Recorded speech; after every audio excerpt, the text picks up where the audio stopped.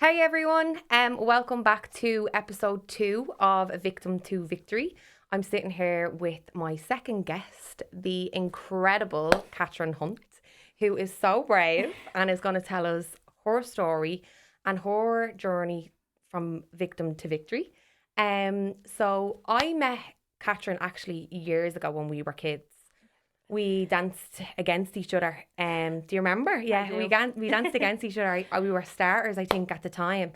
And then obviously through this journey, we've reconnected and had some conversations. Nothing extreme, but she's going to tell you her side of events now. So welcome. Thank you so much. I'm so happy to have you here. Thank you for having me, and also like creating the safe space for conversations like this to be able to happen. Yeah, they happen in private, but that's not going to reach the people that it needs to. Like, it's the people that are silent at the moment that might need that little nudge. So that's what I hope benefits from speaking out. Well, I'm so proud of you, and you Thank should you. feel so proud of yourself because it's not an easy thing to do. No, People think it 100%. is, but it's extremely difficult to speak your truth. And, you know, as well with the stigma in Ireland, the judgment of it as well is very hard. So you should be honestly so proud of There's yourself. a lot, like, as a woman or even as like a young girl, because I was 22 when it happened, so I was quite young. It's not a natural conversation to have because everyone's like, shh, keep it quiet, keep it behind closed doors. And I think that's what has created the stigma and the problems behind it, because everyone's like, if I don't speak about it, it hasn't happened. Like, it hasn't happened, when things like that should be shouted from the rooftop, because it's not normal. But not speaking about it creates it to be, oh, it's normal, it's grand, these things happen, when they don't, and they shouldn't happen. Like, they really, really shouldn't. So I'm going to obviously talk you through it because I know it's a very difficult thing for you, right? So what I would like to start with would be the very start. Yeah. So take us right back to first text message. Yeah. So originally, before I even ended up in a relationship with my ex-partner, I worked with him. Okay. So it was a really, like, when I look back now, it's a really different dynamic to person A and person B. That's the best way for me to describe it, because person A, when you worked with him, was like brilliant, caring, attentive, couldn't do enough for you. So you kind of, not that there's the expectation of he's the same person, but you'd like to think there's not a massive difference. Of course. Well, there shouldn't be, but... Yeah, there shouldn't be. Obviously, there's going to be little differences. Like, when you're in a workplace, of course, you put on a bit of a mask. But this was like a whole 360. Right. So this was in January of 2019. So the end of January, it wasn't a long period. Like, as we walk through it, you'll see how much of a short time, like, it spanned over. Everything kind of was perfect at the start. As it always is. As silly as it sounds, everything was... Your knight in shining armour. Yeah, couldn't... Like, it was like person A had come into person B. So you were attentive, you were caring, you done little things. And I'd easily say it was a week or two in, and it was like a switch. And I've never seen a switch click so much. But I was so invested in the person that I thought he was. I was like, oh, maybe it's just a bad day, or maybe something is after happening and he's taking it out on me. I noticed I was getting sent to England for work, and that's when I noticed the change. Because we worked in the same job, we were at the same position, but I was progressing and he wasn't. Right. So it kind of felt like, oh, maybe he's just a little bit annoyed, a bit jealous. Like, let's be honest, when you're working towards the same thing, you're kind of like, why wasn't it me? Like, why was it her? So you can understand that part, but then it was like constant when I was away. What are you doing? Who are you with? Like, I was literally going to work, going back to the hotel room, working, going to bed, and just repeating that like for 10 weeks. So it was like the constant checking in, being like, what are you doing? Who are you with? Why are you here? Why are you there? Like, why are you not just sitting in your room? Like, I couldn't even go to a shopping centre, and they were like, he was like, but why are you there? Why can you not just be sitting at home, like, and talking to me? Because I still have a life. a life. Like, I'm getting to know these people that I have to now work with and sit in rooms for the next 10 weeks. Do you know what I mean? And I said, I'm trying to better myself. Yeah. So that And you're a 19-year-old girl, like, you can do what you want. Like. do you know what I mean? So I was like, right, okay. That kind of, it started to break me down, but then in the back of my head, I was like, I can understand, like, and I was Making sticking excuses. up for him, like, I was saying, I understand that he's a little bit jealous, like, I'm getting to do this, and he's not, like, but I never should have took that, because it's not my fault that I was able to excel in the position that I was in, like, do you know what I mean? And of course I was going to take it And with your both partner, hands. sorry to interrupt you, but just because this, I'm sure, happens a lot. I've heard multiple stories, and I just want to address that. Your partner should be happy for you. Yeah. Regardless to whether they're jealous or not, or whether they're feeling uncomfortable about what you're doing, you know, they should be your biggest cheerleader in They the should be your background. support, Yeah. especially when you've had to move away from home. Yeah. That's And when you're you isolated. need the most support. You want a support network. You want to be able to be like, oh, this is what I done today, and Yeah. this is how I'm getting on. But I felt like I could never Couldn't do that. Yeah. So then you used to get some time off where you'd come home, but you'd be back straight into work here. But you'd be home for like a week on kind of, and then you're back over for 2 or 3 weeks. It was, let me think, not the first time I came home. It was okay the first time. It wasn't normal, but it hadn't progressed. It was still obviously like the belittling and The name like calling. it's so unfair. You get to do that, and you're a bitch. You're a this and you're a that. So it was the slowly chipping away. Yeah. So I obviously went back. I was in the UK. I came home then again 2 weeks later, and that was it. Like, it was like hell on earth then from there on, and that should have been my switch to be like, hang on a second, this isn't normal. But I was just so far stuck into it, and people will probably listen and be like, you were only like 6 or 7 weeks in. They catch it in the first week. It takes a day. Yeah. It literally You're takes, gone. once they know how to control you, that's it. Like, it could take a 24-hour period. Well, so what I've learned through this journey is all a person needs to have in order for this situation to happen to them is empathy, the ability to put someone's needs before their own, and the fact that they're vulnerable. Yeah. That's all. And when I look at like little things that I let slip, like he'd be annoyed at me, I'd be running over to him before I was going to the airport being like, oh, I'm sorry, can we have a conversation? Like, I'd be bringing over breakfast and everything. As silly as it sounds, they should have been the things being done for me, considering the position he was putting me in, one hand, but also then to be like, I'm so proud of you for what you're doing. But it was me doing all the running, and he obviously knew.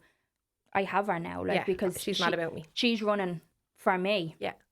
So then when I came home the second time, it was little things like we were walking through like simple places as the Jervis. He was so, I hate even like, it's not even that you're giving this person credit, but he was so smart, and he knew what he was doing, where he could hit me, and nobody would notice. Like, literally not one person noticed until the very end, because I hit it so well, but he was so good at it. Like, it was little things where we were walking through the Jervis, and he'd like give me a dig like at the back of the elbow. So like I ended up with bruises like here, but again, nobody would see that. No one would see that. A long sleeve top, and that's covered. Do you know what I mean? So he knew that was a lot. I used to be targeted like the backs of the arms, and then it was just constant message after message after message. But even we could be sitting in the car, and like obviously he's driving, I'm in the passenger seat. My right leg was destroyed from hip to knee, because it was like little things where it wouldn't even be an argument, we wouldn't even be speaking, it was like something just came over him, and you get like little digs in the sides of the legs, and it was always where it was hidden, and that was the problem. It was never on show, and that was also to protect himself, because he didn't want anybody knowing he was this type of person. But I knew I will always be to blame, because they're never going to openly admit, yes, I am the problem. Of course.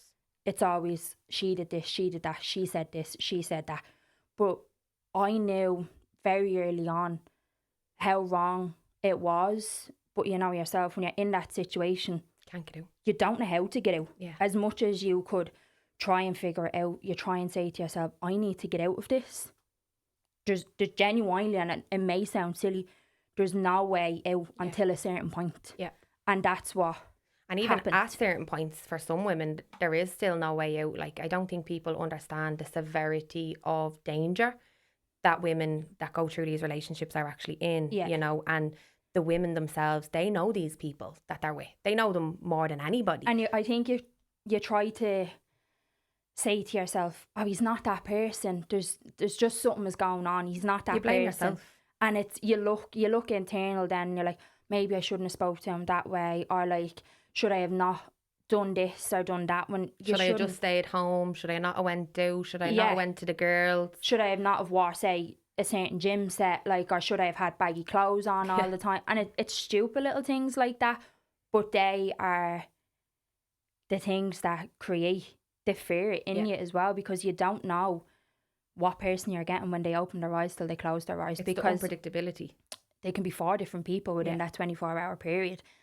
And I will never, and this is something that will live with me for literally the rest of my days, I always knew when something was going to happen, not because of a look, Your body. or anything. It was, I could just get that overwhelming sense of oh shit, Yes. something is going to happen. Yeah.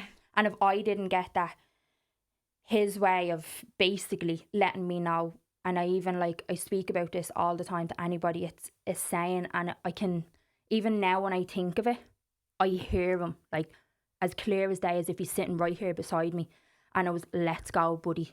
And I can literally, I can vision him like he's sitting in front of me. I can see his facial expressions, I can hear it. He said to you, let's go, buddy. Wow. And that's how I knew it was about to hit the fan. For it, yeah. And that was it. And I knew then I could never control. Once that, it's like he got to that level. Could have been silent the whole time, or been like, oh, how was your day? And this, that, and the other. And then it was like, boom, the switch just hit. And that's the scary part. Because as much as we say, like, a light switch will go on and off, this is like a bomb. Yeah. And that's it. Like, they see black, don't they? And there's like, there's nothing that, until they come back themselves, there's nothing that you can say or do other than try and get yourself out. Yeah. And 9 times out of 10, you can't get yourself out. No.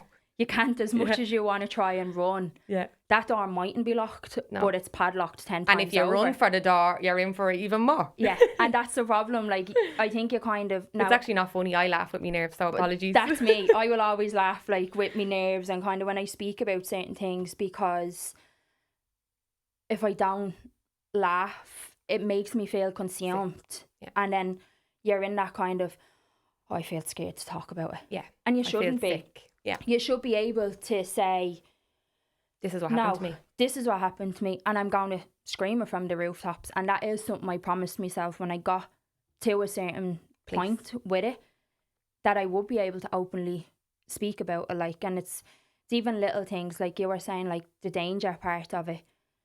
One thing I hate is that he ever drove a car. I hate it, because so much happened in the car, and then also in my own house, and then bits and pieces outside, but it was always concealed. Of course, it's never going to be an open show for anybody. Now, once or twice, like, there was times where we had gone to Galway for a weekend away. Silly me again. He was out to getting a new job, and I praised him. I was like, let's go for a weekend away, like, I'll do something nice for you. Honestly, probably one of the worst mistakes of my life. We went and we had got down there and we went for something to eat. Getting down, perfectly fine. No issues whatsoever. Sat down for something to eat. Switch went. I got a drink thrown over me. This is in the middle of a shopping centre, so this is not even in like a private place. So I got up and I had left and we were walking back to the hotel. And I will never forget, this girl was coming out with her husband out of a car park. And my ex-partner was obviously at the hitting me in public and swung a suitcase at me.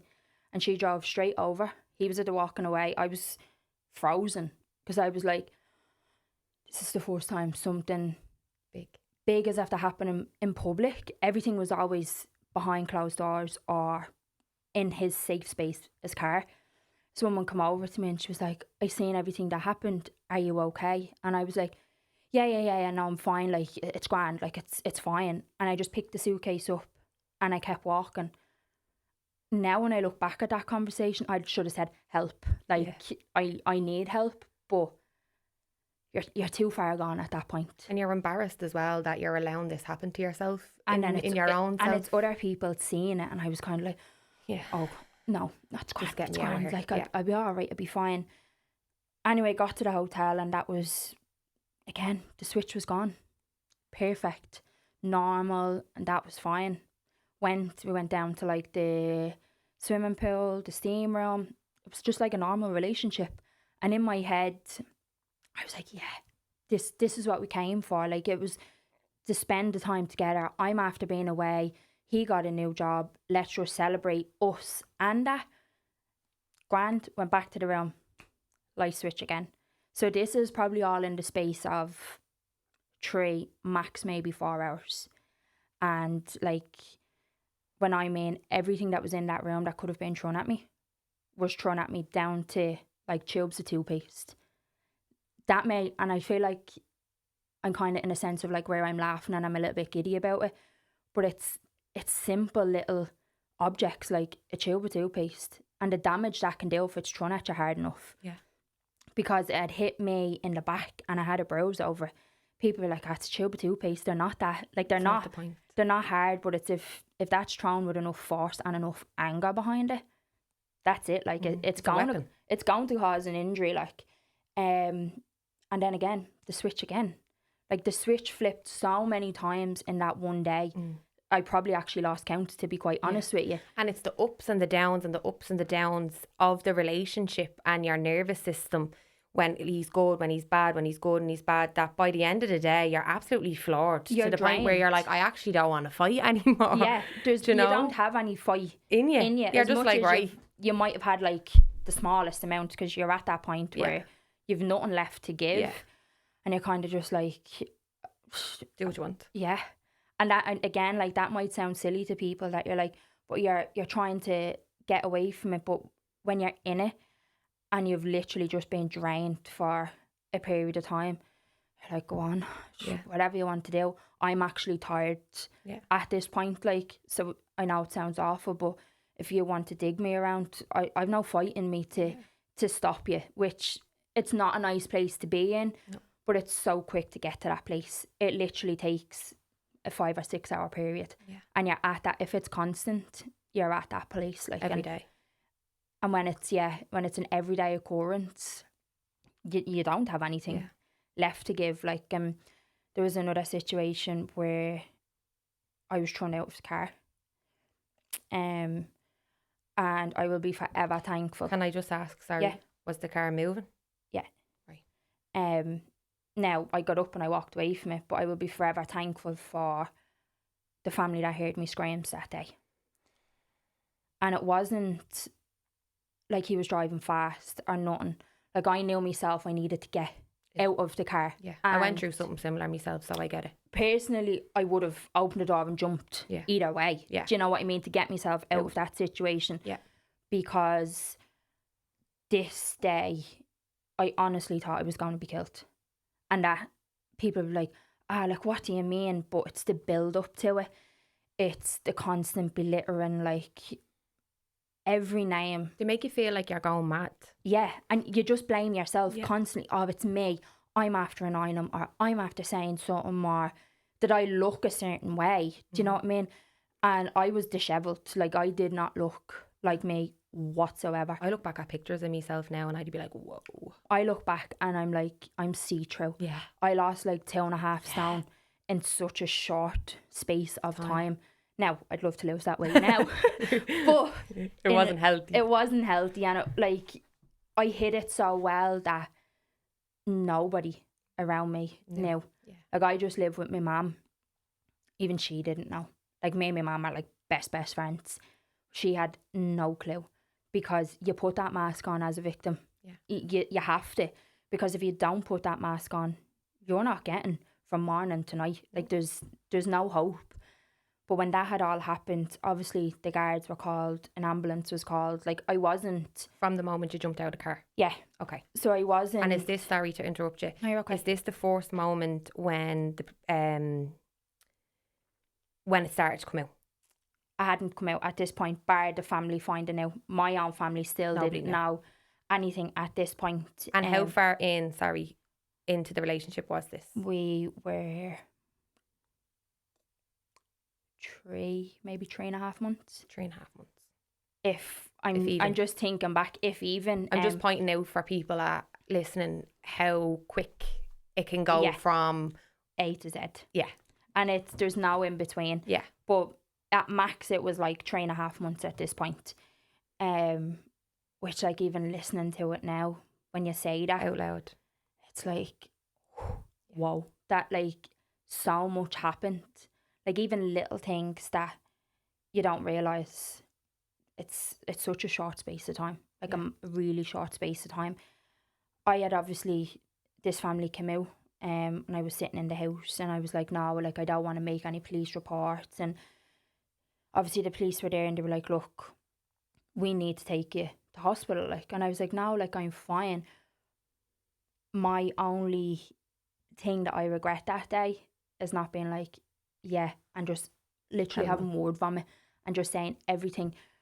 But I can remember this outfit, and I will, like, it will be ingrained in my head. I'd like a white oversized t-shirt and like red basketball shorts because it was warm out. It was at this point.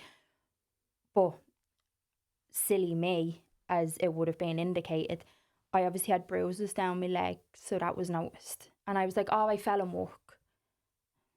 I couldn't have fallen in work, like, do you know what I mean? I was like, oh, I banged it in work. I fell in work over boxes and any excuse under the sun. Yeah, the stuff that you actually come up with on the spot is great. Yeah, honestly. I'd be like, whoa, where'd that come from? I think back and I'm like, God, you're great. You could write a book. Such an actor. But I remember walking out of this house to get into the ambulance. I had to go because they wanted me checked over, which is understandable. They have a duty of care, like, especially with what had happened. This person stood at the end of the road and watched me be police escorted into an ambulance, and stood and watched it like nothing had happened. That to me in itself terrified me, because I was like, if you're willing, you don't know what I'm after saying in that house. Yeah. You're willing to stand 6-10 feet away and watch me be taken away in an ambulance with no care in the world. Like, it was like the lights were on and no one was home. I got to the hospital and the girl came with me. The girl from the house? Yeah. Oh, wow. And, like, I still, like, have a good friendship and everything with her. Got into the hospital, and obviously the security were made aware of the situation, and he wasn't supposed to be allowed near me. That didn't happen. He came in and he was like, if you do not leave here, this is going to get worse. You know yourself, once you hear them words, you're gone. I'm gone. On I pop, like, and I was out of there. I didn't even get looked at by any medical professional.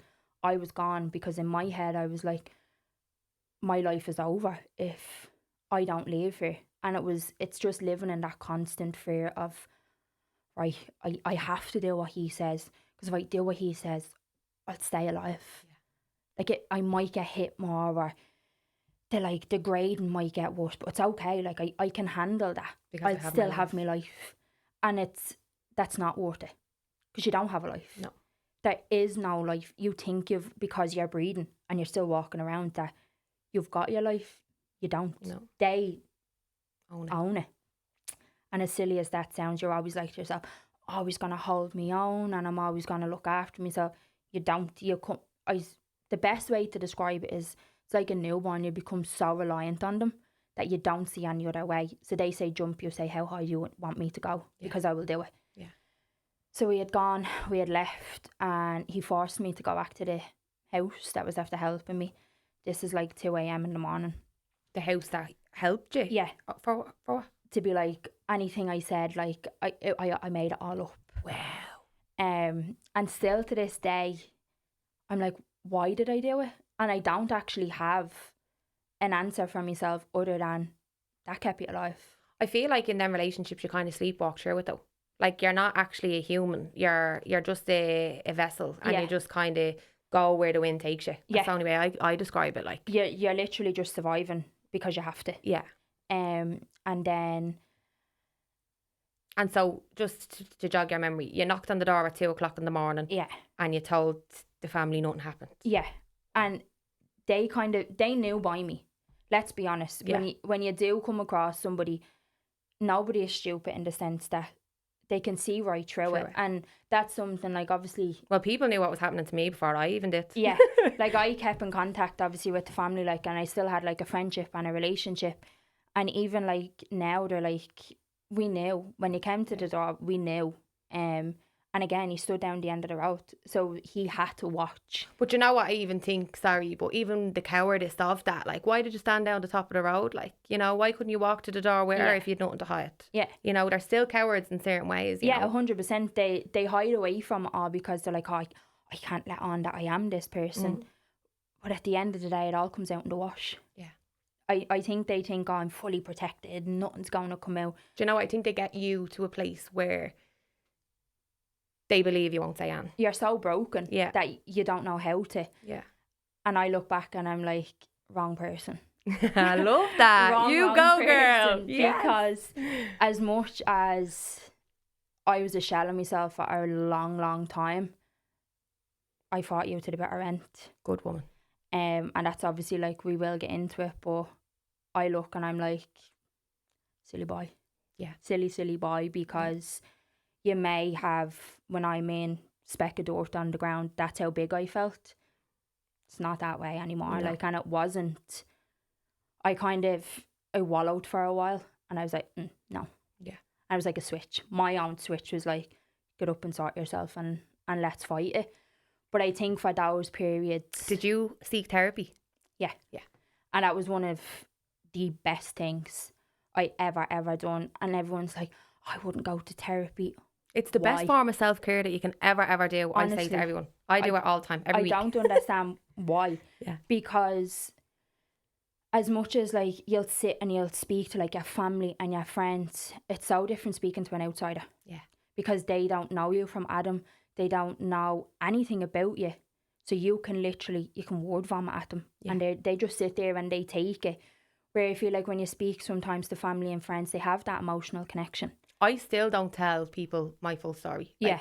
Because it's hard. Yeah, like I still, like, not even that it's hard. Like, I've spoken to outsiders, I suppose. But, like, people close to me, I didn't really tell out of a way of protecting them. You know, it's like they don't really need to know that. Yeah. You know?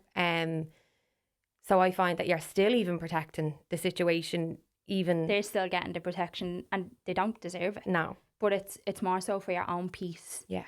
As well. Like, and I think back to situations even after that day where I ended up in hospital. I lost my job because of my ex-partner. He came into where I worked and attacked me in the job and they let me go. And when you say, sorry, this is probably a bit hard to say, but when you say attacked, can we... Like, physically punched me in the shop, like, screaming and shouting, degrading, like, comments at me, everything. I had started, obviously, to lose the weight at this point. Yeah. And, like, little things like, you're a skinny junkie. And I'm like, one, I've never done drugs in my life. That's people's prerogative. But to hear those little things, it just breaks you down further and further and further. I was always called a slut. Yeah. I that was my word. And I used to say to my friends, like, I'm actually really not. Yeah, I don't go anywhere to be doing how anything. Can I be a slut? I don't go anywhere, you know. Yeah. But that was the one that got me, and that was what I struggled with. Yeah. Was that, because you can't prove that. You can't, like, say to someone, oh, but I'm not. Yeah. Do you know? And it's like that image then is sent out to the world then, you know. It's and like, it was the same with me. Like, I was the same. You're a slut. You're a this. Like, you're always out. Never left my house. Yeah. I never ever left my house. I ended up with no friends. Can we ask as well, what are some of the names that you were called? God, we'll need a week to go through them. Give me 5. So, I was a skinny junkie because I lost all the weight. I was a slut. I'm trying to think. they all sit in your head, and then when you go to think of them, they become so normal though. I was a knacker. I was no good for nothing. And one of his favourite things was, you'll never succeed. You'll never even be a decent ma. And as a girl, obviously hoping to have children in the future, that is the worst. You can stand there, call me a skinny junkie, you can call me a slut, anything you want to call me, but to turn around and say to somebody, you'll never be a good mom, that's it. That's the one that will send you over the edge, because as such a young person, like I was saying, that's always in your future. You want to become a mom, you want your own family. So to hear somebody constantly say that time and time again, and someone you trust and is meant to love you as well, that these comments are coming from, so you almost believe, like I would have always said, there could have been 20 people standing in front of me, including him. Yeah. And I would have believed what he would have said over them 20 people. Like, the sky could have been grey, but he'd have been like, it's blue. It's sky blue. Yeah, no problem. Yeah. Or it's lashing rain. No, it's the sun splitting the trees. And you'd believe anything. Yeah. But you're so conditioned. You're like, it's that coercive control. They just have you. And they dial you up or they dial you down.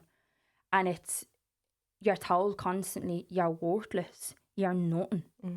And they're the things that they do stick with you. Oh, 100%. No matter how much like therapy and work you do on yourself, sometimes you can wake up, you can have a bad day, and you can switch and be like, oh, am I worthless? Like, well, I felt that way all week this week, because I'm obviously in a different part of the journey than you would be now. But like, it still lives with you, 100%. even on a good day. It's still there niggling in the back of the head. But obviously, you learn tools to kind of keep going. But all week I've had to be in bed bound. I'm being so sick. Yeah, and it does. I don't think people understand that it's not just mentally it kills you. It will drain you from head to toe.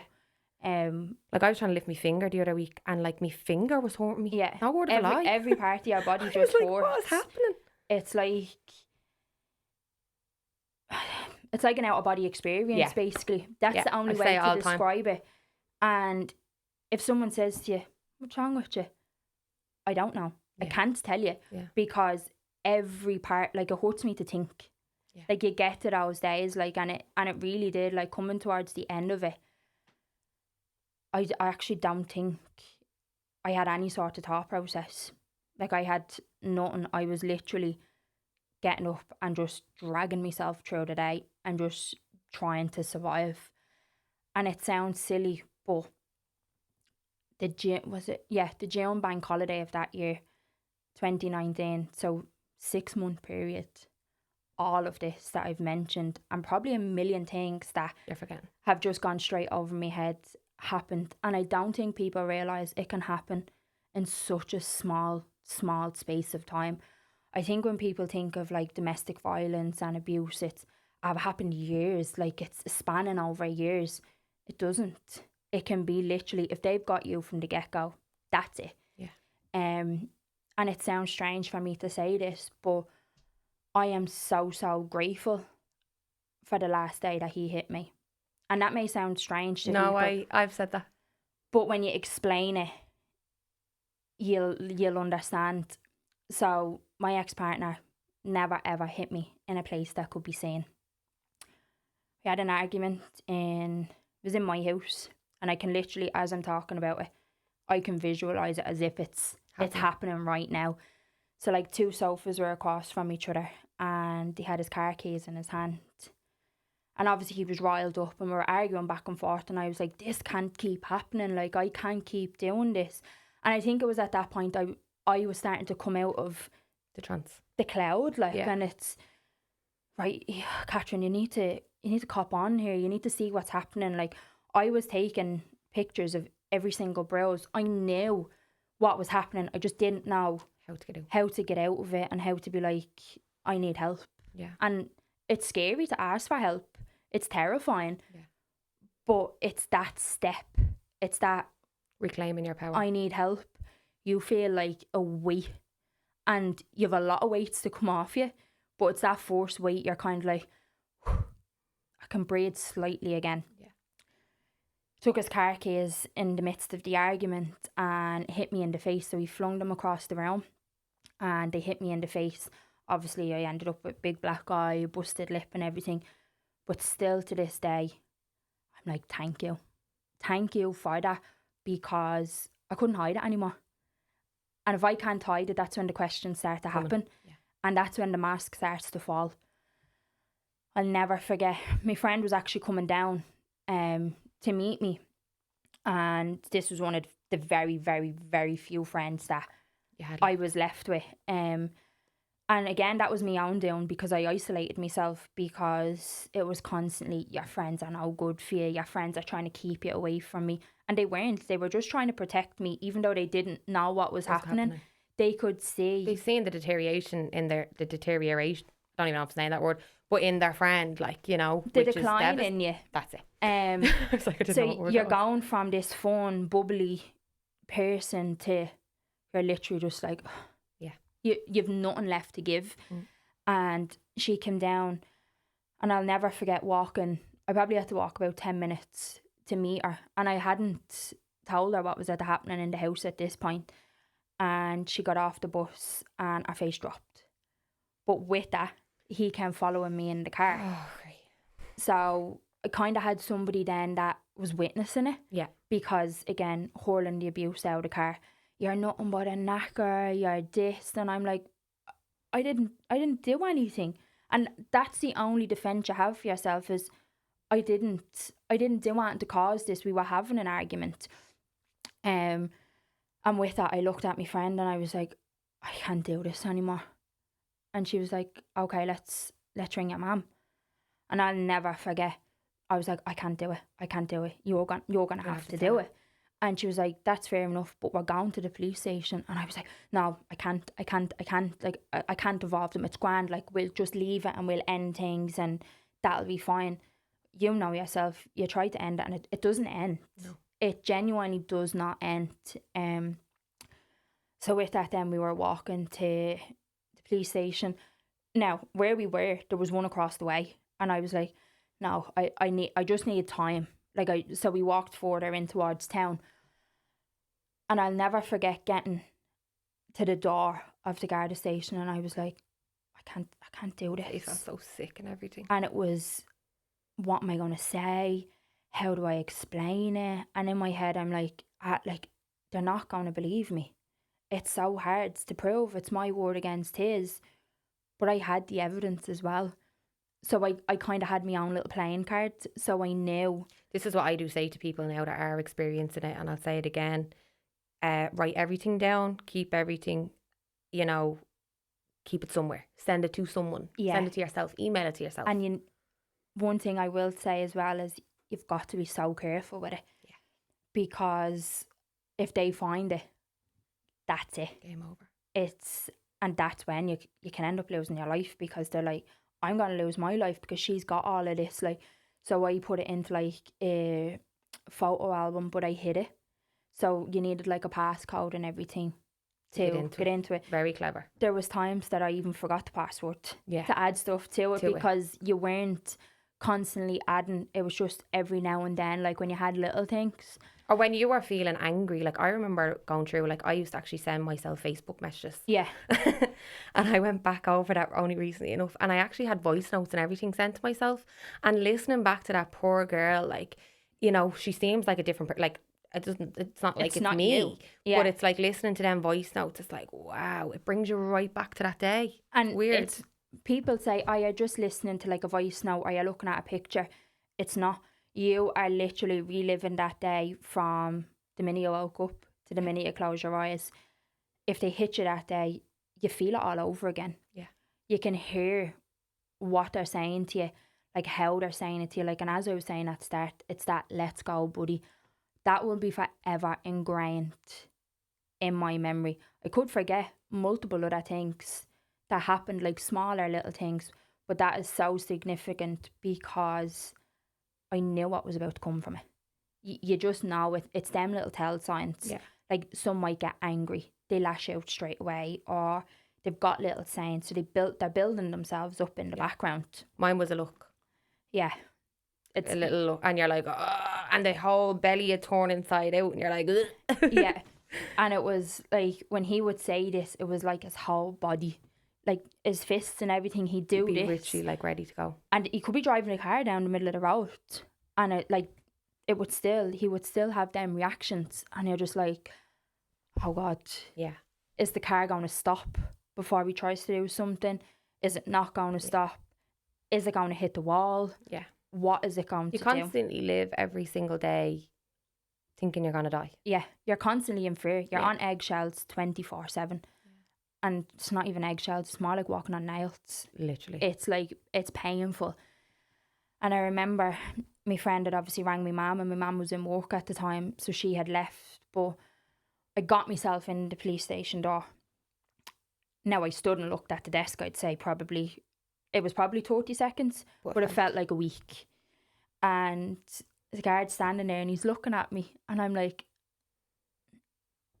there's no words to get out. And I was like, I don't really know how I start this. Yeah. And he's like, all right, like, what can I do for you? And I think he kind of knew by me. Yeah. At that point, he was like, right, Something's going on here. something's going on here. So he was like, look, we'll go into a little side room.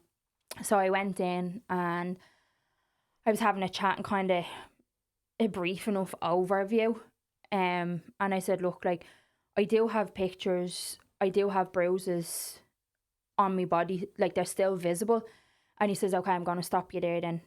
We need to, like, document it. And I was like, fine. So that was fine. We done that. And I'd say I was in the police station for about 4 hours.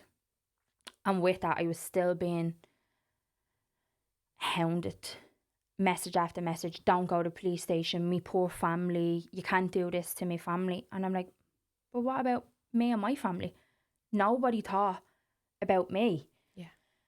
So I left the police station, and they were like, look, we can drop you home. And I was like, no, I'm fine. And he was like, I don't think it's wise. And I was like, look, I just need to clear my head. So with that, then my mum had left the house, so we would have met in the middle. So I was walking down the road, and when I was in like in oblivion. I do not remember getting from where I started to where I met my mum, like complete blur. And I think it was because a couple of weights had been lifted from me. I'm after telling me story. I don't know what happens next, but I'm telling me story. Yeah. And with that, he walked into the police station. But that's because he knew what was coming down the road. Yeah. He walked into the police station? Yeah. He handed himself in. Wow. He said, well, I don't think it was... It's a manipulation tactic. Yeah. It wasn't to be like, oh... I'm sorry. Look, I'm owning up. Yeah. I put my hands up. Yeah. Wow. He knew I was there. So it was to get at me. Did it get at me? Yes, because I got the phone call to say he was there and they were going to take him in for interview. I blamed myself. I was like, oh no, like something's going to happen. But then now I look back and you can't feel any other way. No. But you do blame yourself. Yeah. The blame is massive because you're thinking their life is going to change. Yeah. You don't want to hurt somebody that you love. No. Or that you had love for, ever. But it's a case of, for the last 6 months, nobody worried about how I felt or how my life was changing. Yeah. No. So I kind of needed to say to myself, it's time to take care of Katherine. Look, it is what it is now. The snow is going to fall down and there's nothing I can do. And I'll never forget them saying to me, look, you can go and get a safety order. And I had no clue what this was. I'd never been in a police station, let alone go to a court. So the next morning, I went into Dolphin House in Temple Bar and got my safety order. But when I felt like a fish out of water. You've got like solicitors running around, you've got judges running around. It's actually very scary, isn't it? You walk in these doors and I don't even know how to describe the place. But it's just like everybody's problems hits you all on top of your own then. And like you're sitting there and you're filling out the form and I'm like, I actually don't have enough room to write why I'm here. Yeah. On this little form. But I remember my mum was in work and my nanny came with me. And we were sitting there. You go in and you see the judge first. Well, it's kind of like that clerk. And they were like, right, you can sit out in the waiting room and we'll get you in front of a judge today. So I was like, okay. But they were like, you could be there till closing time. You go in first thing in the morning. So I think we were sitting there for 3, maybe 4 hours, and you get called up and you go up to the court. And your first interaction is you're literally told, sit there and give your evidence. You feel like you're on trial. Yeah. And you're in there to protect yourself. Yeah. And I can understand the process, but as a victim, you're kind of like, very daunting. it's so intimidating. Yeah. It's like probably one of the most intimidating things I've ever done. No, actually, I take that back. It's not. It was further down the line. We will get into the more intimidating part. But sitting there and explaining to the judge, again, this is an outside person, but they hear these things morning, noon and night. And I was kind of like, are they going to believe me? Am I going to get this order? I still didn't fully understand what was happening to you. Yeah, and what this order was. It wasn't even 24 hours after that I was at being in the police station. So the judge was like, she stopped me halfway through and was like, I'm giving you an emergency safety order. Again, I didn't know this was a thing. Yeah. I didn't know you can be granted a safety order before you actually go back to court. Yeah. So I was like, okay. I was like, I don't understand what that means. So she just like read through it with me, and she was kind of like, if it's breached, you come back, or you can go to the Garda station, or you can ring 999. Like, there's so many different options, but if there is a breach, you need to report it. And I was like, okay, no problem. And obviously I wasn't working at the time because I was after losing my job. And you do have the option when you go into Dolphin House to have representation, or you can go in on your own. So because I'm this young kid that didn't know from Adam what I should have been doing, what I can say, what I can't say, she was like, you can't get free legal aid, or you can't get your own solicitor. So I was like, okay, fine. So I went upstairs and got like my legal aid sorted because I was entitled to it, but not working at the minute. And I found the most amazing solicitor. We then were given a court date for, I think it was 4 months later. Yeah, 4 months later. So it was the September. And I'll never forget it because it was 5 days before my birthday. And it was horrific. We go back into court then and you redo it all over again. It's not as if you can just go in and you sit there. Now, because I had a solicitor, obviously she spoke on my behalf, so I didn't have to. But she still has to say everything you said a couple of months ago. Yeah. So there's no getting away from it. You're trying to protect yourself, but you're still having to relive this absolute nightmare that you lived. And obviously because I had the evidence and the pictures, the solicitor was able to take them to Dolphin House that day. So she handed that obviously in when we went in. I sat one side, he sat the other, and it was horrific. There was no words spoken, like obviously between ourselves, but to just sit in that environment, because I hadn't seen him since that day he hit me in the face. I had not crossed paths with him, and it's to be back in that aura. You're like, the memory in the body comes straight back. I feel it again, and it was like I was straight back into the relationship. Even though I had no contact, your mind automatically flips back into it because you see that person. This is why I do say, like, a victim should never have to see the person that hurt them in any way, shape or form. No. And it is a good thing in Dolphin House as well, and not a lot of people know this. The only reason I knew about it was because of the solicitor. There's actually rooms that victims can be asked to be put into. They're up on the top floor, so you don't have to sit in this cattle market of a waiting room across from your abuser or across from anybody that you're getting a safety order or a barring order against. There is these private little rooms, so I was in there, so I didn't see him until you were in the literally courtroom. Sitting in the courtroom. So I think it does build the fear a little bit, but not having to see him that morning was great because I honestly think I would walk straight back out the door. Yeah. But I needed to do that for me. Yeah.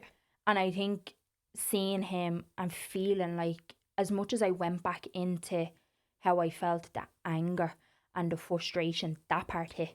Yeah. And I was like, You did this to me. I am going to fight you until I can't fight no more. So I got a 5-year safety order. Brilliant. And obviously, again, raged through the Reasons why.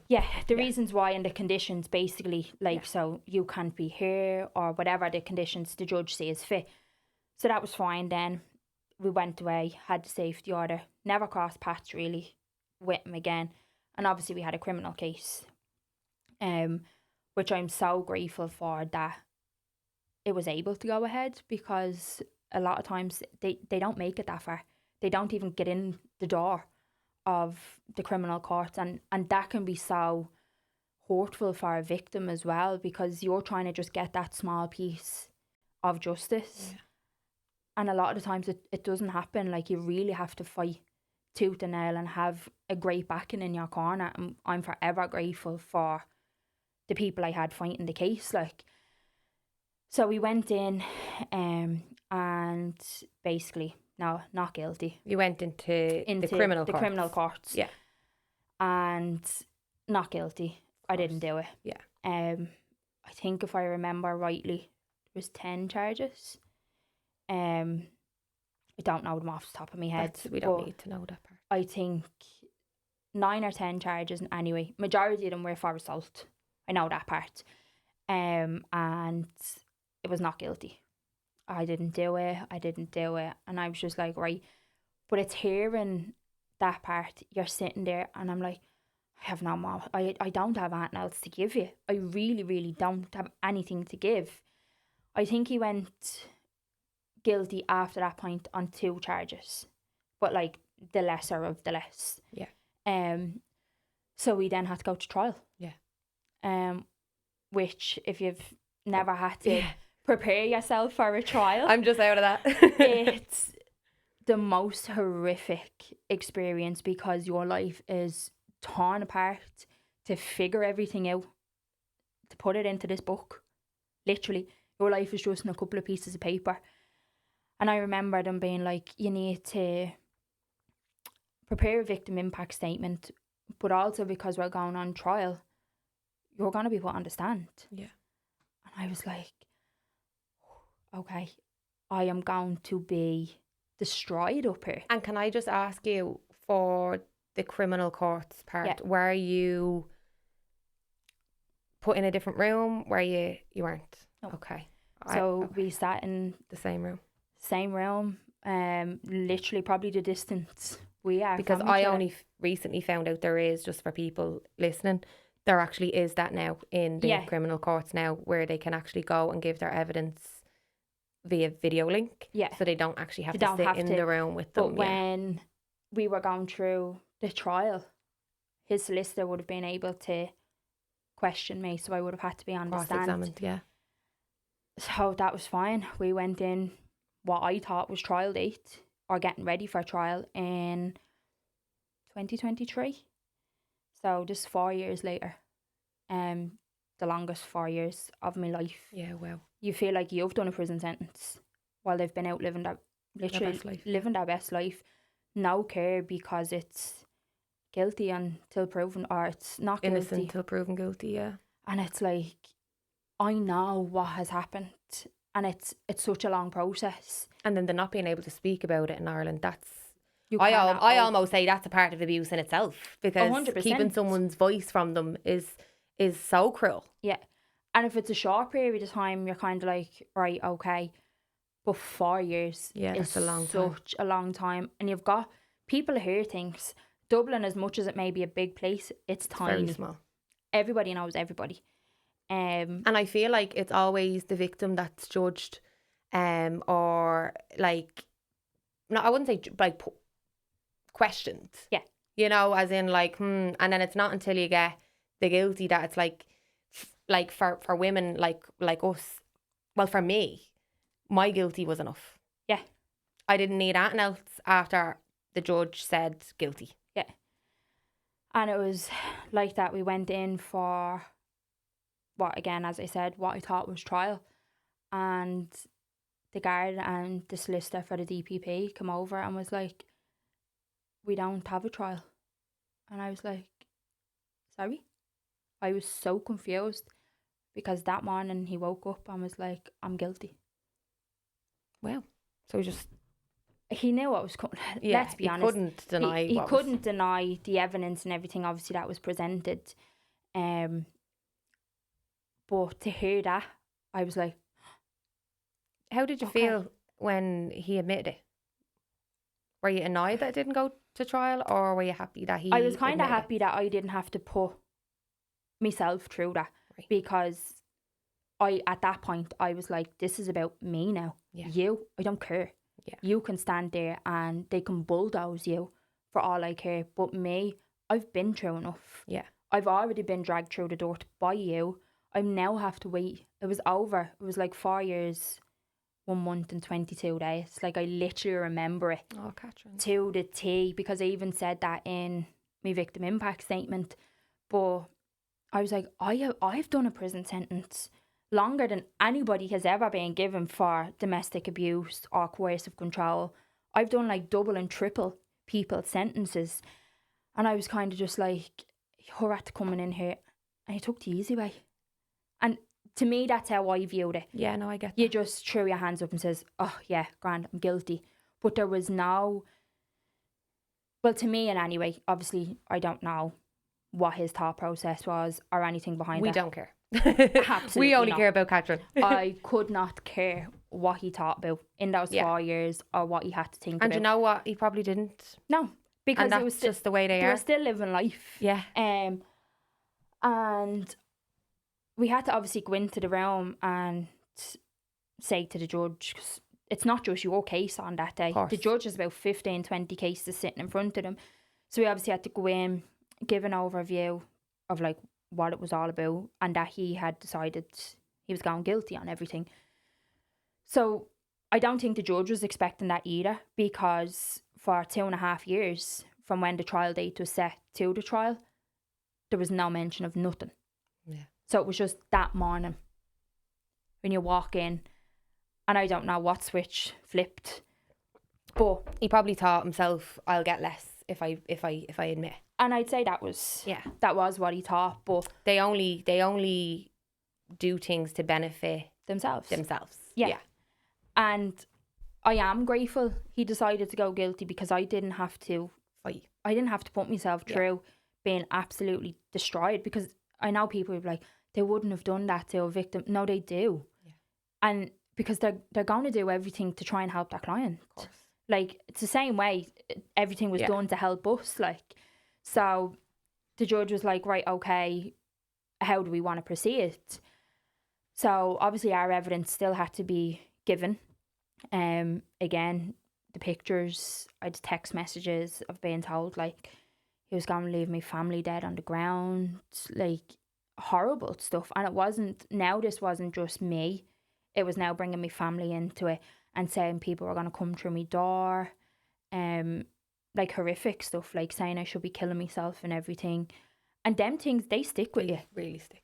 And especially because I still live in the same house. It's not as if you're able to just up and move and leave the house there.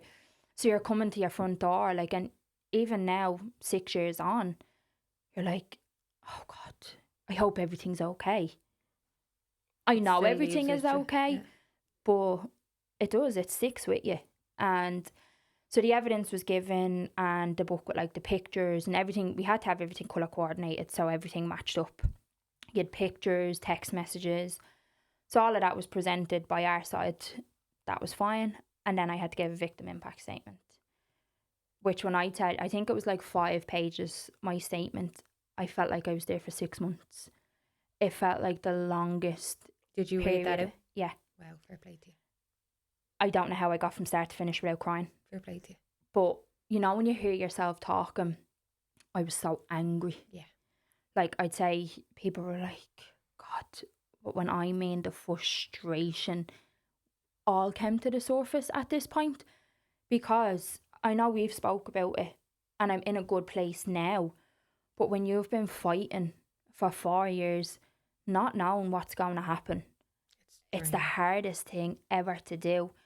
So I was here he was here and our families were at the back. So my family and friends were this side and his support or his family, whatever you want to call them, was this side. Sorry, I'm laughing. I love that. That's just the way. As I think if it was me, Yeah. my hands would be washed. I know, I'm But the same. I think it's obviously how people are brought up, and Yeah. each to their own, Generational. as we say, each to their own. We will leave them with that. That's their stuff to deal with. But he was here, and I was like up beside where the judge was, so it was kind of nice that he wasn't in the box facing me. Yes. Don't ask me what came over me at one point, but I turned and I spoke at him. But my family and my support network had said to me after it, he was looking down at his family and he's like, I didn't do that. So why go guilty? Yeah. Do you know what I mean? But again, don't know their thought process, to be quite honest. Don't care. That's your shit, you deal with it. And I remember when I got to the end of the victim impact statement, it was like my legs didn't work. I did not know how to get out of the chair. Yeah. And I was like, I was looking at the judge and she's looking back at me and she was like, well done, like that was really powerful. And I was like, thanks. I had no words left in me. And eventually, and anyway, got up and I don't know what it was in me, but I just looked. And it was, one of them looks that you're like, I'd love to just like shake you and make you realise what you've done to me. But I was like, ugh, you are not even worth it. Yeah. So I went back and I sat with my family, and I will never forget the judge saying, I have to postpone. And I was like, oh, please Can't do this again. Please don't bring me back in here. Like I can't come back through them doors. Like it was killing me every single day that I had to come back through them. Now I know if it had been a trial, you were looking at 3 to 4 days for everything. But even that extra day was painful. So we had to go away and wait for a decision. We went back in on the next court date and I was oblivious to everything in that room because the conversations that we had was, it's probably not going to be custodial. It's going to be suspended. So I was like, okay, grand. I just sat there, oblivious. I think I looked at the ground more so than I looked at the judge. I thanked her at one point, but that was it.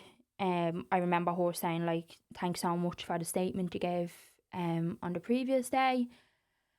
And I was like, yeah, no problem. Like, thanks for everything. And I was completely oblivious to me that there was 2 prison guards on this side of the room. Right. Family and friends had noticed it.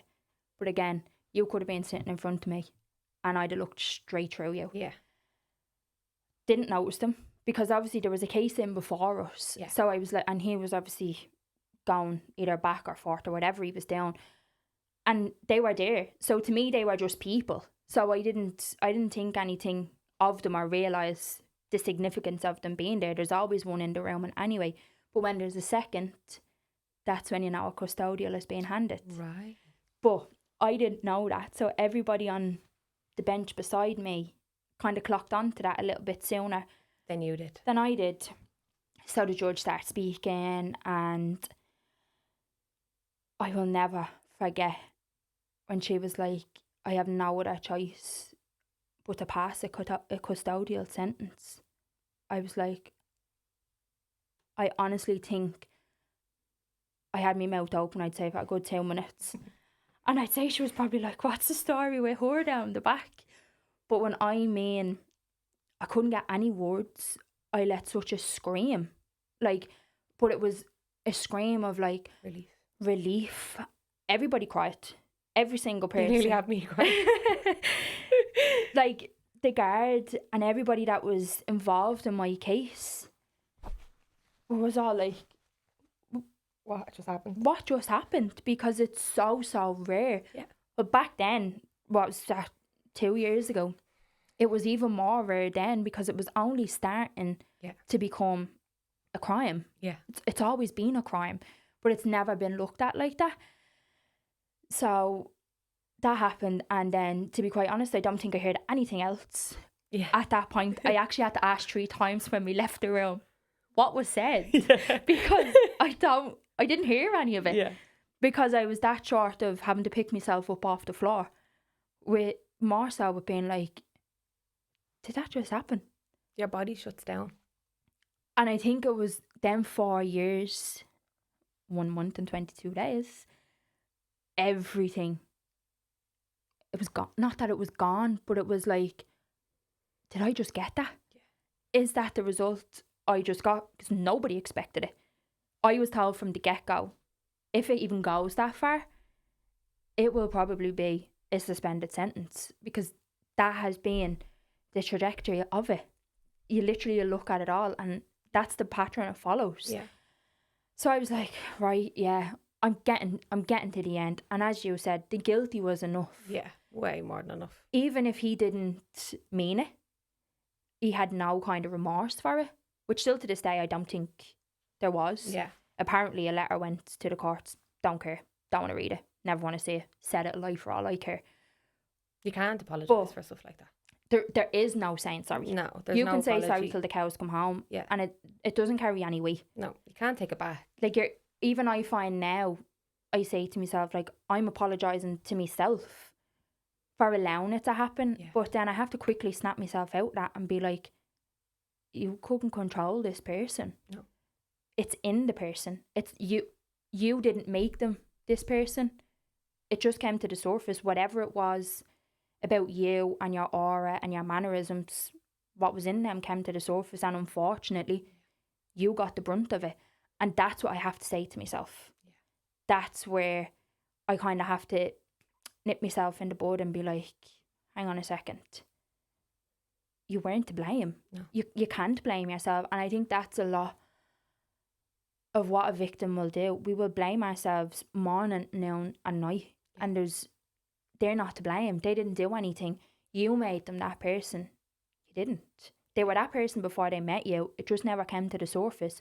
Or if it came to the surface, you didn't know about it. Yeah, they didn't say anything. Do you know what I mean? They're not going to openly say, I was punching my ex-partner around. Yeah. Like, do you know what I mean? Or I was belittling my ex-partner. They're not going to do these things. They're not going to put it on show for anybody. So it's down to us as victims to be able to call them out on the bullshit. Yeah. Because it's not fair for us to have to carry the victim title, but we will always carry it. Yeah. We can do 40, 50, 60 years of work, but behind it all, yes, we still are a victim, but we're not that person. We've shaped who we are now. And as I said, I'll always remember it in... Can I stop you? Yeah. You're not a victim anymore, you're a thriver. 100%. So but I think you always I really believe that. Yeah, I think you always feel like you carry that title. But I want from someone who's experienced it, and like how much you've helped me even in the background, Katherine. Yeah. Like, you are such a thriver, and like your little girl is honestly so lucky to have such a brave mother and a powerful mother at that. Yeah. That's trying to make a difference for her 100%. upbringing. And, do you know? and that's what it is like. But I remember saying in my victim impact statement, and this was actually when I looked at him, I said, you may have made me a victim, but you never took me fight from me. And I says, I'll carry being a victim. I've no problem doing that, but I'm not the one that's lost to. No. And I remember that was to the end of my victim impact statement, and the waterworks started. Oh, by himself. Oh, okay. Not by me, but the waterworks. I think it set in then. Yeah. So with that then, and anyway, she passed the sentence, and was he taken immediately? Yeah. This was a Friday. Taken there and then out of the court, and again, it's all public knowledge. 2.5 years was passed down. 18 months of it was suspended, so he would have gone to do 12 months. In the end, 9 months were done, and 3 months was good behaviour. But in the Irish court system, and prison system, a year is 9 months. Yeah, I heard that before. Yeah. So you don't actually do 12 months. It's You do 9 months unless you have a life sentence. Then it's day for day, where if it's just a normal few year sentence, it's only 9 months is each year. When I tell you, them 9 months were the best 9 months of my life. I didn't have to look over my shoulder. I knew where he was. Yeah. It was great. I was like, he's not going to be here. I don't have to worry about bumping into him. Honestly, I lived my best life for them 9 months. And then reality hit. He's getting out. Yeah. I obviously still had a safety order in place from 2019 because it was 5 years. So this was up until the September of 2024. He was released, I think, the end of April 2024. So I still had a period of time where I had my safety order. But I knew a day was going to come that I needed another one. At this point, I was pregnant on my little girl. Which she is. I'll cry now thinking of her. Yeah. I've been so strong the whole way. But, oh God. Take a minute. How is she the best part? It makes me cry. But she is the light of my whole world. So I was 7 months pregnant. Was I 7 months? October? Yeah. So it would have been 7 months that I was pregnant on my little girl and had to go back to Dolphin House. As a person not pregnant, it's daunting. You go in there with a big baby bump. It's even worse. And again, full of your hormones and everything else. Hormones through the roof. But that was the first time I had seen him since he went to prison. So you've got all them feelings, all them emotions, and it's anger. Because I'm like, you've done 9 months. You're becoming a mother as well, though. Yeah, and it's, you already feel that protection. But I was like, I had to do basically 4 years of a sentence.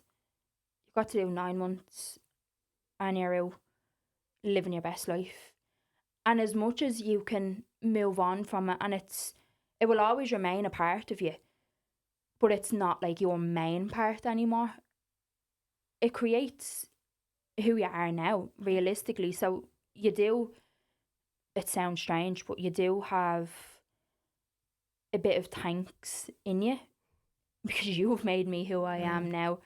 And I can promise you, you won't take a breath wrong if I have anything to do with it now. And I swore when I got myself to a certain place that I would scream and shout from the rooftops. I can speak my truth. Like, I can speak what happened to me, and no one is going to be like, you can't talk. Shh, you can't say anything. No, I don't care. I point blank, I do not care now at this point, because I had to hide away for so long. I had to protect this version of an ex-partner that people didn't know about because they couldn't until everything had happened. But as soon as anybody asked me after that court case, I was like a canary. I sang until the cows came home. Like, anybody, I don't care whether you want to stand in Nando's and ask me a question, I'm going to tell you. Yeah. If sitting on the bus, on the Lewis, if you want to ask a question, you're getting told whether you like the information or not. It just comes so freely off your tongue sometimes, but I doesn't think it? it's because I found so much fight in me. Yeah. And yeah, the court case absolutely drained the life and soul out of me. It gave me that fight. Yeah. And then obviously having my little girl, then it gives you 10 times more fight, because I'm like, if somebody ever done anything to her, yeah, I'd be the one in trouble. Yeah. I'd be the one in trouble. But went in, and anyway, and obviously I knew the process at this point, so I didn't have a solicitor. Now, the solicitor that was dealing with it for me the first time, she seen me in the court that day, and she's like, look, do you need me or anything? I was like, no, I'm okay. And she was like, look, if you do, just ask the judge to come out. What I thought was the scariest part was when we were called, there was no guards the first time. There was guards this time sat in the court because he was after being to prison. He was a criminal. Yeah. He had no convictions before he met me, and now he has 10. So obviously the police were sitting right behind me. They might as well have been in my pocket. They were that close. But it just goes to show the severity of a sentence. Yeah. So I was obviously pregnant, and I said, look, like, I am in fear of my life. I said, I have a little girl that I have to think about now. I said, the judge only wanted to give a year, and I said, I'm going to stop you there. I said, I want 5 years. And he kind of looked, and I was like, I was given 5 years before. I am not taking a year now. I said, I'll come back in here 4 or 5 times until I get what I'm rightly entitled to. But I do believe you shouldn't have to keep going back and fighting for a safety order. No. So what, do I have to go back again in 5 years' time? And then another 5 and another 5? And it's so unfair. Yeah. I think especially, it might be harder, yeah, to obviously do like a rolling safety order. But I think if there's a criminal conviction, it should be a given. It should be a given. Yeah. Let your other one run out. Yeah. That's fine. But if you go for another one, it should just be a lifetime one. Yeah. They've got a criminal conviction. They're going to have their back up against you. You sent them to prison. Yeah. I know if someone sent me to prison, I'd have me back up against them. Do you know what I mean? Whether I'd done something to that severity or not. But he was like, oh, I don't know. And I'm like, no, I'm telling you, I am in fear of my life for the person sitting across the room from me. And it was literally, I was here and he was like the end of the bench. Fair play to you for doing there wasn't much distance. Yeah, but for people who don't understand this, that's brave and strong. And like, I hold my hands up to you, like, because I don't, like, you're having to face your abuser all over again. Yeah. And it's like, as we've spoke about, it's that rush of, like, adrenaline. I know there's a guard there, but you're still in fear. Could he go up and throw a dig at me? Like, or now, you'd want to be stupid to do it. You're still in a thought process that goes in your head. Yeah, though. And you can't get away from that. Yeah. So eventually, after all my arguing, back and forth, I got a 5-year safety order. And I was like, okay, I can breathe. But there was so many new conditions to it. Better ones? Yeah, there was better ones, and ones that obviously protected me with the baby. Great. And when I went in to have her and everything, but I look and I'm like, I had the most amazing support system, like across the board. But I know if the shoe was on the other foot, I'd have had nobody. If I was the one doing them stuff, doing it, I'd have had nobody. And I know this may sound awful, but if I was to ever have a little boy, now he'd be reared better than that. But if he did raise a hand to a girl, you're gone. Pack your bags and go. I do not care where you go. I'd be like that with my little boy. I think it's because as well we've been through it and we've seen how much people can still support people. Yeah. Each to their own. Like, I get people will want to support their family. It is what it is. I don't get it. But sorry, I will never understand. I think at my point, like when I think of it, I'm like, but why? Yeah, I don't get it. Why are you happy for people to be like, oh, like, where's your son? Oh, he's in prison. For what for? I battered a girl. Yeah. The looks alone would be enough for me to be like, oh, here, I couldn't be coping with that. But I think they have to live in denial in their own heads in order to get through it. And like, you also like have to remember these people, like we said, they're trained. So if you're, imagine being in their life for your whole life, how conditioned, and like, you know, don't just find one random person and condition them and control them. No. As I've said, like from the get-go, it's in you. Yeah. And what's in the cat is in the kitten. Yeah. And I love that saying. That's a good one. I live with that. What's in the cat is what's in the kitten. What's in the cat is in the kitten. But it's also, it's how you're reared. Yeah. Like I sorely believe that. Like I only had my mum, so I had no like male figure. Like I had obviously my granddad's and then my cousin, but they weren't like in your home male figures. Yeah.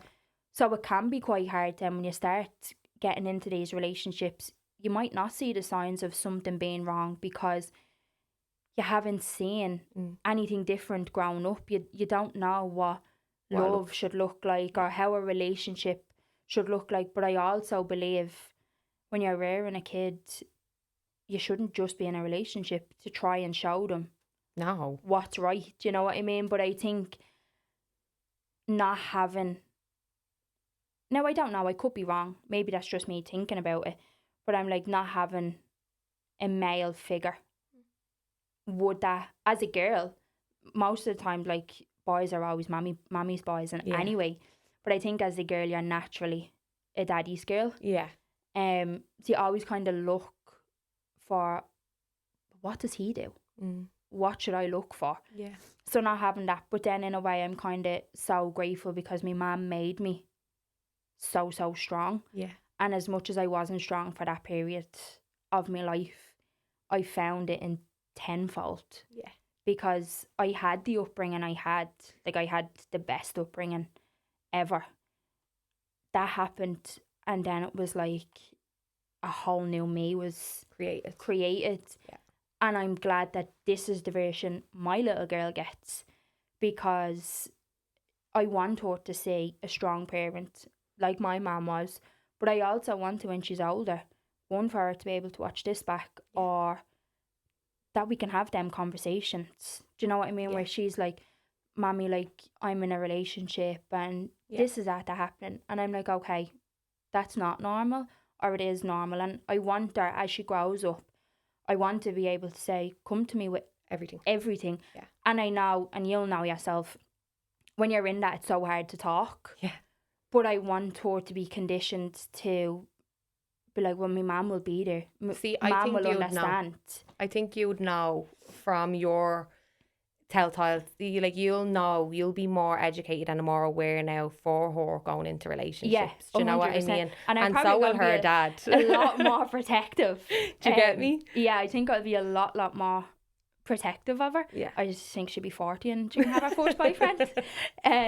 But I do think I'll be a lot more clued in. Yeah. And that's not to say that like my mum wasn't, or like anybody Generations wasn't. change though, and I feel like the older like our mum and dad's generations and stuff like that, they try and give you advice and they try and tell you how to raise your children, and it's like, we can't raise them like that in today's society or today's generation. Like, you know, you can take some things, but there's a lot of things that you have to change in order for the way they're like, even if there's no grown change, no one is going to move forward. No. We're going to be stuck in the 1600s if we raised like nannies and granddads and mums and dads. Afraid to speak or afraid to talk or afraid to cry. Everything's behind closed doors. Yeah. Keep it behind closed doors. Like, don't speak about it. Where I want my little girl to be like, I'm going to speak about it whether you like it or not. My little boy's like that now. Like, he's nearly 7, like, and like he calls people out. Like I've given him his voice to the point where like sometimes I'd be like, don't say it. But sweet. But he'll just say what he sees, you know? And it's like, well, he's not lying. Like, you know what? Do you want me to tell him? Like, that's the way I want my little girl to be. Like, not to be arrogant about it, but if you see something that's wrong, speak up. Speak up, yeah. And it's okay to speak up. Yeah. It can be hard. It can be isolating. My God, it can be extremely isolating. But there's always somebody else you will help. That you will help, or that you will have in common. That somebody doesn't realise. Do you know what I mean? Well, like for you with me, like, for example, like, never mind the amount of other people that you're going to help. Like, you helped me alone. Like, you sent me a text message on Wednesday saying, thinking of you, or something like that. Yeah. And I think it's when it's someone that's not in the circle. You know, and she's like, she really, when I got that message, I looked at the phone and I was like, wow, she really, and I just, like, the whole floods of tears came over me, and I was like, But it is like, when I think back to when I was going through court and everything, like, I had a girl that her and her mum had gone through it, and they help with our victims, and she was with me through it all. But if I didn't have her, because she understands it, I think I'd have been lost. Yeah. Like, she was my sounding board. I could bounce things back off, or I could explain how I was feeling, and she just got it. Where you could be saying to, like, your mum, I'm feeling really anxious, I'm feeling really scared. And they will get it to a certain point, but they don't feel My family didn't really get it. the anxiety and the worry behind it, where like when me and you speak, we feel it automatically because we've been there, we know. So I think it's if people have never been exposed to it, they're not going to know, really. I'm not sure, like, I'm not sure if that's, I more so think people throw a blind eye to it and don't want to actually feel them feelings because it's uncomfortable for them. You have to have them uncomfortable experiences to be able to grow as a person and to support someone. But if you go through your life not having one single uncomfortable experience, there's something wrong there. Yeah, I say because that all the time. You can't go through having a perfect life. No one's life is perfect. No. There has to be at least one experience that makes you feel, like an uncomfortable, like something that doesn't sit right with you. And I genuinely, anybody that says they've never been in one of them experiences, I'd like to live in the bubble they live in. Yeah, me too.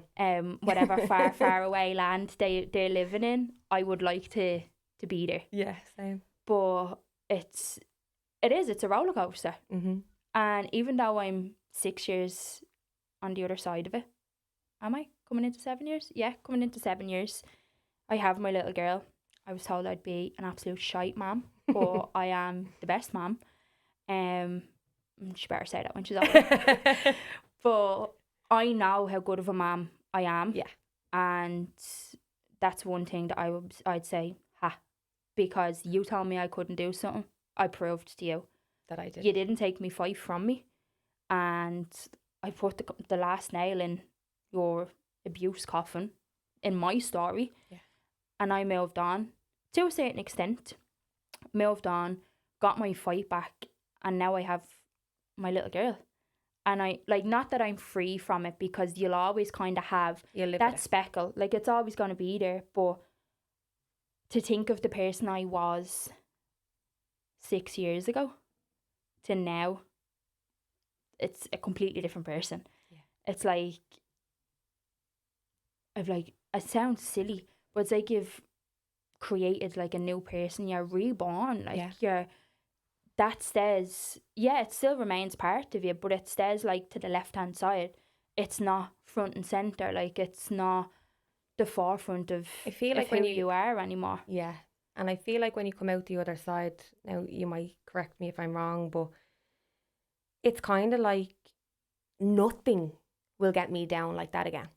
Do you get me? It's like, if I can handle that, God, come at me with that. Throw it all. Throw what you want at me, because I know if I can survive, 1, him, 2, the situation, and 3, walk away with my life. Yeah. You won. Like, you can't hit me with anything else. Yeah. Do you know what I mean? Unless it was something to do with my child. Then I'd say, all right, now hold up. I know I said throw anything at me, but come on. When someone hurts your baby, it's a whole different ball game. Like, she's only coming up to 10 months, and I'm like, someone even looks at her wrong in creche. It's these little things. You go straight into that, like, that mommy mode, and that's how I know I'm a good mom. Yeah. Because she's my priority. Yeah. I will fight tooth and nail for her. Me, I'll stay in the background. Like, I don't care if I have to struggle, I will struggle, but I never want her to have to feel how I felt. It may be inevitable, not to a certain, you don't know who she's going to cross paths with in her life. Yeah. So it may be inevitable in like a part of it, but I know she will never, and I don't say this lightly, but she will never, ever, ever suffer the way I did. And as I said before, I will be the one in trouble if somebody did anything to make her. Do you all hear that, guys? You'll be in trouble. But it's just to feel how I felt, and to come from it 6 years later and see how massively different my life is. This is going to sound weird. And it's like, when I say it to other people, they're kind of like, what? And I never, ever, ever thought 6 years ago I'd say these words. And I've said it multiple I already know times. what you're going to say. Thanks. Yeah, I don't regret it. You destroyed me, but you weren't ready for the version you were going to build. Yeah. You didn't realise what you were going to build create. from. And it's probably created a monster because I will not stop. Like, and it needs to be an open topic. Yeah. It has to be. And I know, like, even when you say that, and you're saying thanks to the fella that punched you around, Yeah. but it's because they gave me something I didn't know I had inside me. And it's like, you have to live now with how your life has changed because I fought you tooth and nail. And as much as you broke me, you unleashed that little bit at the end where I said, no, you're not getting away with this. And I will fight you till I don't have anything left in me. I'm not the one now that has to worry. Yeah. I have a squeaky clean record. Yeah. Nobody is watching out for me. Yeah. I don't have to worry. I can go about my days. I don't have to think, if I do something wrong, am I going to get pulled by the police or anything? I don't have that to. alone being carried with you, like, you know, for them, it's enough, like, you know, because, like, especially now with the Jenny's Law, like, you know, everything is now on record for Yeah. the next person, and even if the next person doesn't want to see what it is, you know, you've Put them there. you know, but you've now told people, be careful of this person, right? Everyone has a choice. Do what you will with that information. Exactly. And I just personally think if I had this information about, say, a new partner, Yeah. I don't understand how people are like, yeah, no problem, he's the love of my life. Yeah. I think Each to their own. I think what happens with them is, though, they get a grasp of them as well. And by the time... It's a vicious cycle. It's before anyone gets to say anything. It's too late for them then. It's too late. As much as you don't want to admit, no, he doesn't control me, like, no, they do. Like, I've had sleepless nights over people, like, and, you know, it got to a point where, like, I had to get myself to a place and be like, that's their journey and their life, and they can make decisions about themselves, but this is what I have to do for me. That was me. When Dublin's small, as we said, you hear everything. People move on, each to their own. It's their own prerogative. If you want to move on, go ahead. But I think it's when you hear it's known, it's public knowledge, and you're still okay, that makes you worry. As a victim and as a person that's been there, you're kind of like, oh God, are they okay? Yeah. Whether it be a new friend group or a new partner, because it doesn't only just happen to partners, it can happen to friends as well. Like, you can't just turn on somebody. As bad as it sounds, you just, whoever's in front of you, friend, family, partner, if you're going to switch, you're going to switch. And it makes you worry as the person that fell victim to them. You're kind of like, oh, is everybody safe? Okay? Well, you've done your part in that. This is what I was trying to say to you. Now it's a case of, you know, the details. Do with that as you please. I can't worry about it anymore. If you have to go through the same process, unfortunately, that's your choice. And everybody has to go through their own journeys. And I like to think that, like, you know, lessons can be learned. And, you know, I like to think, even for me, like, people are left better than when they meet me. And, you know, we teach everybody, like, that was set out for you for whatever reason. Maybe it was for you to sit on this podcast with me and for us be able to share our stories though as well. Because when, like, we're two young women, like, two young mothers as well, like, in the new generation of what we're trying to create for our babies. You know, you had to go through it. My little girl at 22 or your little boy at 22 being like, Mommy, this is it happening to me. Like, if my son, he'd be disowned. He would. I'd be devastated. It would 100%. break me. But that's because we know what I can do to somebody. What I can do to somebody. And if you turn a blind eye, I genuinely just think you're as bad as the person. Yeah, I agree. I completely agree. I don't think it can be. You can turn a blind eye. No. So I feel like people don't acknowledge it. But if you're aware of it and you remain the same, you're the same as that person. Yeah. So before we finish up, Katherine, like me other question, I will ask you the same thing. For you, what does victory look like? The life I have now. Which is? The most perfect life. I've got amazing family. I've got an amazing life. I've got my little girl. I'm able to speak out freely, which I never thought I'd be able to. Even putting like your family life, your home life, your children to one side. My victory alone is being able to sit and speak out about it and not feel like I have to stay hidden. Because I tell you one thing, I won't be. As much as I did for so long, anything I can do to spread like awareness on it, and that you can come out the other side of it. When you're in it, you see no other side. You're like, either this is my life or I'm dead. Yeah. They're the only two options that you do see when you're in it. It's so hard to see a life beyond it. But there is a life beyond it. And I think that's what a lot of people fail to keep in themselves. It can go on for 6 months, 6 years, 20 years. There is a life at the other side of it, and it's just fighting to get yourself there. It's not making the phone call, I think, though. It's to throwing say the I hand need help. up. Yeah. It's being able to like that, make the phone call, pull somebody, even if it's a stranger. 9 times out of 10, you feel more comfortable speaking to a stranger. Yeah. Do you know what I mean? Rather than like you go to your best friend being like, look, this has been happening. I haven't said anything. There is. I do say to people, text me. Yeah. I'll tell you where to go. Text me. Like, I don't care if my phone blows up. If it means I can help one person, because I didn't know the process. Yeah. You don't need a police report to go and get a safety order. No. I didn't know that. Yeah. It's them little things. And you can also have a safety order. I think it's a safety order. It could be a barring order. I'm not sure the wording. But even if the person is still living in the house, if you have kids with them, you can have a safety order while there's just certain they're in the conditions house. that will be in it. Yeah. But that's one thing. As much as like my life is amazing, family, friends, everything, being able to speak out, that alone is my main victory. Because there was a point 6 years ago when I thought, I'm never going to be able to speak. Yeah. I'm not going to have a voice again.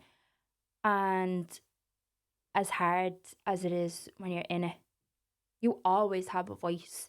You're just silenced at that moment.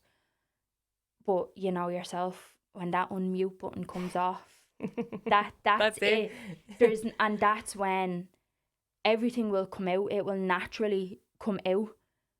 But it needs to get to that point. Yeah. And mine was him hitting me where I couldn't hit, like where I couldn't hide it. Yeah. And that I'm grateful for. So thanks again. But yeah, it's remembering. You should be so proud of yourself though, Katherine. Like it's not a journey. It's not an easy journey, and you know, hats off to you for even twigging it when you did, you know, and getting yourself out. I want to comment on that's amazing. I'd never been in a position before, and still to this day I do not know what made me say this is so wrong. Because I'd never been shown it. I've never been in a circumstance like it before. I've never heard anyone speak about it before. Yeah. So I didn't know this was wrong. But it was just something in my gut. Always trust your gut. Always. She's never wrong. She's never wrong. She might make you feel sick every now and then, but she's never wrong. And it was just like, no, this is not right. But you are not safe to live. So you need to quietly. And it can be dangerous. Oh, very. It can be so dangerous because if they find it, that's it. But it's just building that. Yeah. Little things. Yeah. It's just building it, and you will come out the other side of it. I truly believe that. I can't give you a time frame. Everyone's is different. But I do believe, hand on my heart, you can come out of it, and there is other options. I know obviously if they can be more severe, you might not be able to come out of it, which you'd hope for nobody. But until it gets to that point, there's always hope that you can come out of it. It's just finding the safe time to run to do it or to speak out. Yeah. And that's well, the main hopefully thing. now with your story coming out into the world, it will start giving people the courage and the bravery to actually say, this is not okay. You know? And I think it's if people don't have a similar experience, they can't relate to it. Yeah.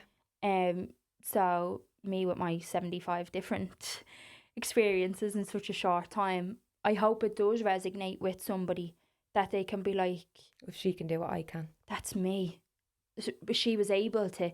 I don't know how, but let me try and reach out. If someone can do it, I can. And that's why I do believe there is always a way out unless they take the way from you. Yeah. And I think some people forget that they do have that choice to be able to do it. It's just when they feel safe and ready to do it, because it's not something you can just do on a whim. No. It has to be planned. And that's why with Eveness, which is Monica who came on the last time, she said if you reach out to them places, they will do like a correct safety plan for the person. They never actually tell them to leave. They just keep them safe within the environment that they're in. And it's putting that safety blanket around them so they know. Giving a woman back their power. Yeah, really. Somebody is here. I know I can lean on somebody, and I'll leave when I'm able to leave. But I know I've got that security of somebody there, and I'm checking in, and if I go silent, there's a plan in place. Yeah. And a lot of people don't know about them places. Yeah. Well, thank you so much for taking the time to come and sit with me. It's been amazing, and for everything that you've done with me behind the scenes, I'm very, very grateful. You should be so proud of yourself. As much as I'm 6 years out and I've done the court case, even being able to speak to you on the outside of being in here, that's helped me as well. So it's not only a one-way thing, like you have been able to, and then it's also creating this safe environment. Yeah. I know I said it at the start, there is nowhere for anyone to talk about it safely. No. So that's something that you should be so proud of, being able to put your own hardships to one side, because it is that's what it is. I was terrified I was going to sit here today and be triggered and start hyperventilating on the chair. It's all right, because I thought I was going to be the exact same, but it's to be able to have them connections with people where if I know we still get to do this, where if I knew, if I could see a trigger in you, I'd be like, right, okay, take a minute, or vice versa, because we notice the triggers in each other. Yeah. Whether we've been in the exact same environment, it's the same. There's always going to be that connection. Yeah. But I do appreciate that you've given this to victims, because it's not anywhere. No. So. And hopefully we can make a change all together. Yes, and a lot more conversations can happen freely. Well, congratulations, and thank you. I can't wait for everyone to hear. Congratulations on you getting as far as you've gotten so far, because it's a long process. I hope one day that I'll be able to speak like you. You will. You will. Please, God. You will get there. But yeah, thanks for listening, everybody. We really, really appreciate it. Send, share, everything you can do to help. Far and wide. But thanks.